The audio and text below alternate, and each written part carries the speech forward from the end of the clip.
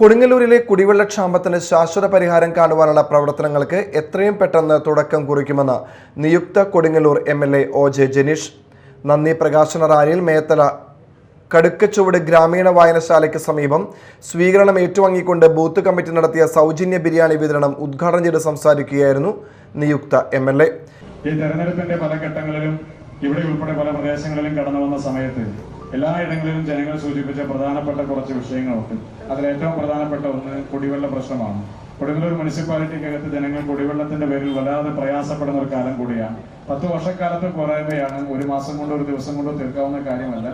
പക്ഷേ എങ്കിൽ കൂടി ഏറ്റവും വേഗം തന്നെ ആ കുടിവെള്ള പ്രശ്നത്തിന് ശാശ്വതമായ ഒരു പരിഹാരം കണ്ടെത്തുന്നതിന് വേണ്ടുന്ന തരത്തിലുള്ള പ്രവർത്തനങ്ങൾക്ക് നമ്മൾ ഉടനെ തന്നെ തുടക്കം കുറിക്കുമെന്നുള്ള കാര്യം കൂടി ഇവിടെ സൂചിപ്പിക്കുകയാണ്.